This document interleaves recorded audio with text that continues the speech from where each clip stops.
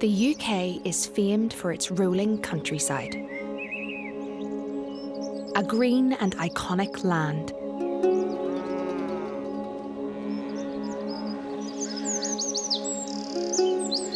But this apparently green land is in trouble.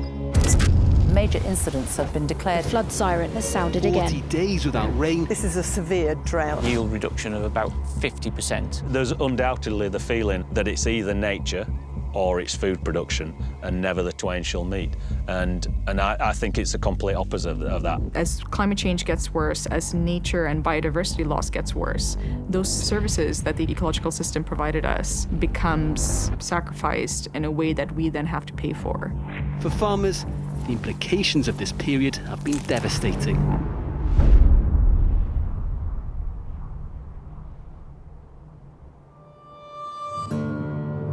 Most people would say that when they were younger, when you drove any distance in a car, you would find at the end of your journey that your windscreen was covered in tiny, dead, splattered insects.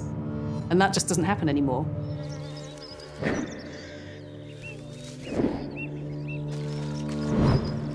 What's happened in the 20th century in agriculture is that we've developed a whole load of chemistry, chemicals that kill insects, insecticides and pesticides. The use of pesticides has become so routine that their damage to our soils, waterways, nature and climate as a whole has often been overlooked. Since 2004, insect abundance in the UK has dropped by 64%. 3/4 of all the major food crops rely on pollinators to some extent. £603 million per year comes from the contribution of pollinators to the value of the food that we produce here.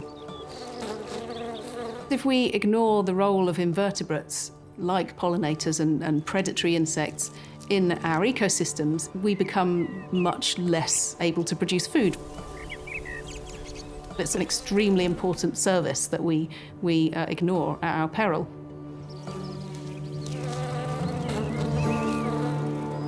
It isn't just insects.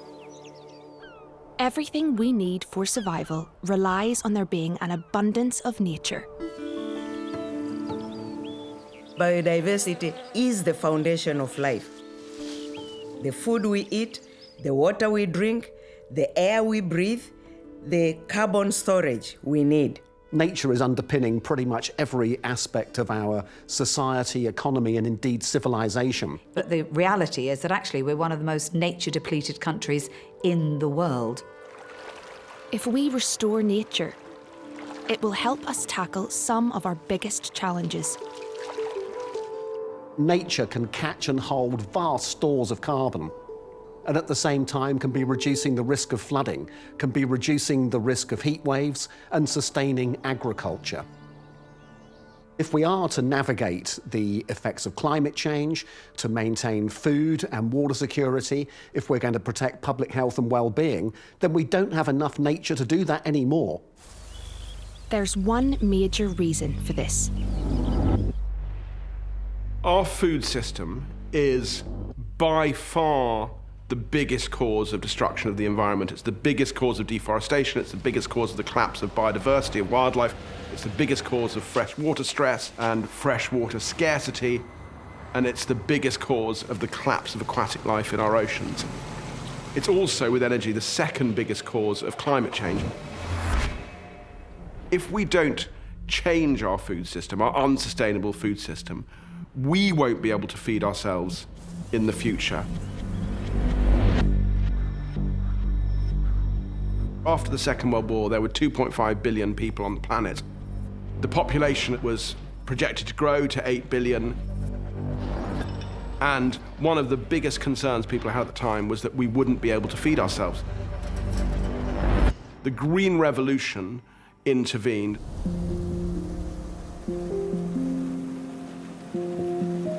And this was a way of farming which took high-yielding forms of wheat and rice and maize, combined them with nitrogen fertilizers, pesticides, and new methods of irrigation that meant that we could feed those 8 billion people off the same amount of land that used to feed 2.5 billion people, and in fact, produce almost twice the number of calories per person on the planet. We'd obviously been through the war. We'd seen really severe food shortages. Food production was key. So we had to drain fields to grow good crops. The small fields were made larger. Hedges were lost. Some woodlands were taken out. I think it was the government's policy of grants for drainage, grants for hedgerow removal. That was the encouragement. What's strange is there was no environmental criteria. I went to agricultural college and the word conservation was never mentioned. We were sent out as young farmers to bring every square metre of land into production. That's how it was at that time. What we now realise is that in creating those huge yields, we have driven nature off the land and we have crashed our ecosystems. I can remember as a little boy, the biodiversity on farms was just amazing. You'd see flocks of starlings, sparrows everywhere. The bird life was out of this world compared to today. We have unwittingly made farmers the villain in this story. All they were doing was doing what the state required of them. Today, 71% of the UK is farmland. But much of that isn't even directly feeding us. It's impossible to talk about industrial farming without talking about meat. 85% of the land that we use to feed the UK is used either to graze ruminants or to grow food to feed to animals, to feed us.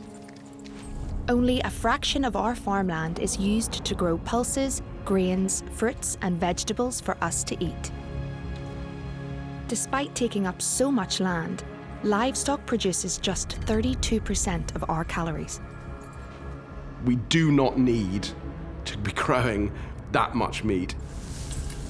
It is an unbelievably inefficient way to feed ourselves. And that really is the single biggest problem. We need some of that land back. Not only to produce food, restore biodiversity, but also to sequester carbon.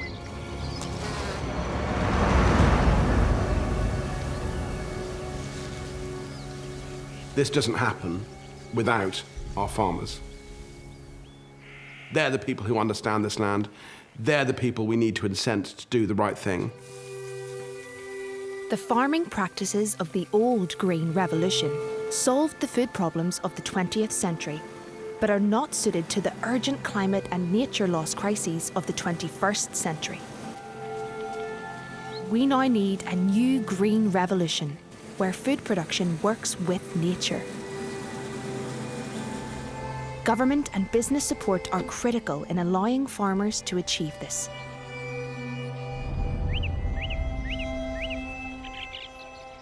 You can create a farming system that balances wildlife with crop production.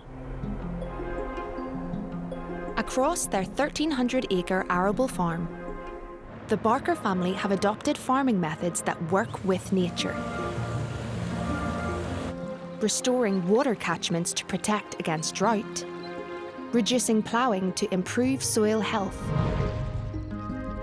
encouraging predatory insects to help negate the need for pesticides, and returning more than 10% of their land to nature, while still making a profit. I always say to people, farm like an environmentalist and manage the natural environment like a farmer. And by that, what I mean is we should be creating a farm environment that benefits all our pollinating insects and our beneficial predatory insects. We haven't sprayed an insecticide for 4 years on this farm. And of course, in the 70s, that would have been unheard of. It's good for our bank balance, it's good for our carbon footprint, and it's good for the natural environment and our farmland wildlife. We need a support system for agriculture which recognises the fact that farmers have to work hard and produce areas rich in wildlife, and there is a cost to that. It can't come without some level of government funding.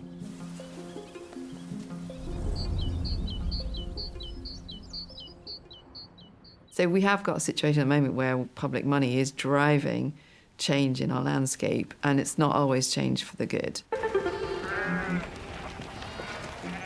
Of the £3.3 billion currently directed towards farmers in the UK, just 11% encourages nature and climate-friendly farming. We need to move to a system that is incentivising farmers to manage the land in a certain way that focuses on production in terms of sequestering carbon, in supporting biodiversity, in providing flood defences, not simply in metrics around food production. It's really important that we pay the farmers to look after nature in a way that reconnects these isolated pockets of natural habitat that we have left in the UK and brings them into a connected network that supports nature at a whole landscape scale. Whilst government payments can incentivise farmers to transition to more nature-friendly farming, international trade deals are threatening to undermine these efforts. Britain has struck its first trade deal since leaving the European Union, and it is with Australia. The cattle at Whanonai Farm are looked after by Ben Jones. Like many, he has worries about the government's latest trade deal and how he'll compete. The Australia trade deal is not actually a very good deal for the UK. It makes no sense to do trade deals that allow food that requires cruelty to animals or the destruction of the environment to lower the price of that food and allow that to come into this country and undercut our farmers. All you're doing is exporting those harms to somewhere we can't see them, and at the same time destroying the livelihoods of many of our rural communities. The right trade deals can connect us and our farmers with the global food market, but have allowed us to overlook a major problem with our own production. We already produce more than enough food to feed everyone in the world. We just don't distribute it very efficiently or very fairly.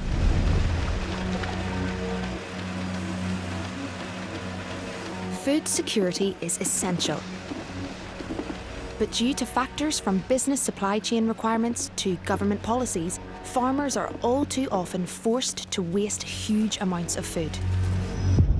Each year in the UK, an estimated 6.9 billion meals worth of edible food never makes it off farms. That's 18.9 million wasted meals every day. A third of all food produced is wasted through the supply chain, and that is an enormous impact on the environment. It is absolutely essential that everybody in the food industry, right the way through the value chain, plays its part to substantially reduce food waste. The system is broken. If we halve our food waste, increase crop yields by 15%, and reduce meat consumption by 30%, we could feed the UK on 30% less land, creating space for nature to recover to help future-proof against climate change. We've got a leading role to play in demonstrating how you can be really pro-nature, but also produce some amazing food.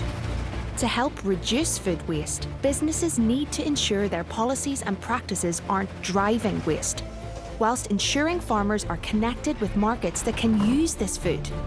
For example, in vegetarian pre-prepared meals for which there is growing demand. If you look at ready meals, for example, already 1 in 5 of the ready meals we eat is vegetarian. I think one of the most exciting things at the moment is the consumer is waking up to the power that they have.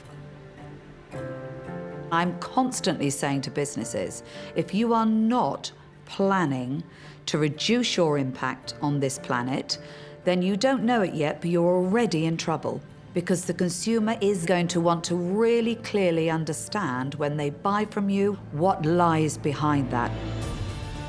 1 in 3 people in the UK shops with us, and we know that their excitement and their agitation for progress on nature, for progress on climate change is huge. What we need right now is businesses who get the importance of nature's recovery, get the importance of climate change, to stand up, take action now. And that's where we're going to make a positive difference.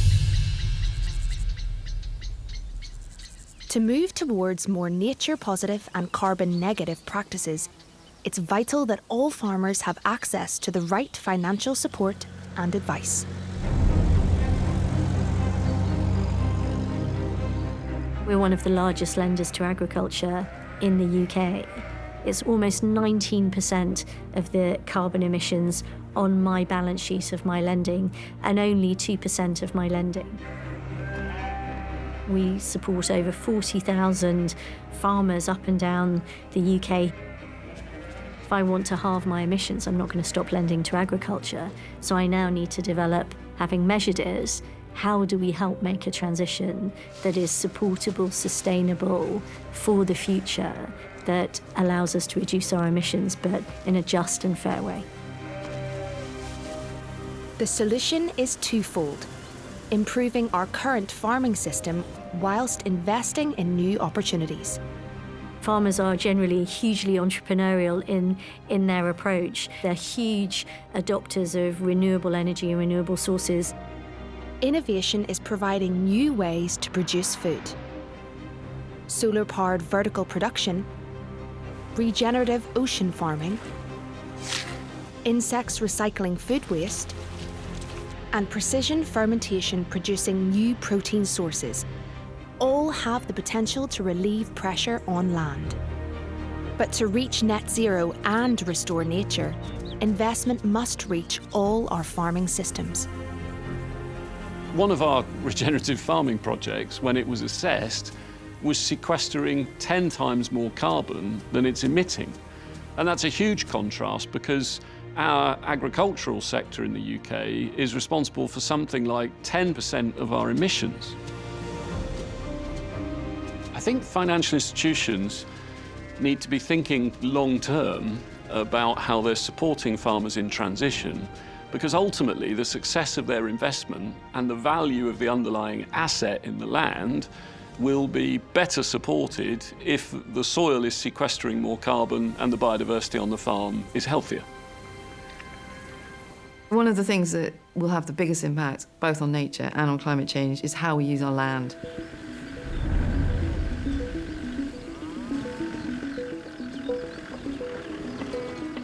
There are ways of producing beef which are extremely bad for the environment and bad for nature and bad for animal welfare. But there's also ways to produce beef which are brilliant for all of those things, and we feel that we're doing that here. Neil, who farms in the Yorkshire Dales, was one of several farmers to take part in a pioneering project aimed at repairing the damage done from decades of overgrazing by replacing some of his sheep with native breed cattle. They live outside all year round. That winter grazing is absolutely critical to preparing the land for the flowers to come in the spring. By producing meat less intensively, Neil has been able to share much more of his farmland with nature. We treat them in a way where they are just part of the wildlife. So there's calves being born out on the hill at the moment, and there's leverets among them, and there's curlew chicks among them, and they're just an extension of that wildlife. So there's quite often the assumption that meat produced in this way has to be more expensive, but that doesn't necessarily have to be the case. Maybe you just eat less meat, higher quality meat, but we just use less of it. If we go back to 2012, when we were still using certain production methods, we know that we were emitting around about 220 tonnes of carbon every year throughout our farming process. In the more recent figures, that's actually come down to minus 94, so we know now that we are a net carbon sink. The more we put nature at the forefront of what we did, we realised that the profitability of the farm improved as well. If we get the food system right, and we have a massive opportunity to do this right now, we could really set things up well for the future.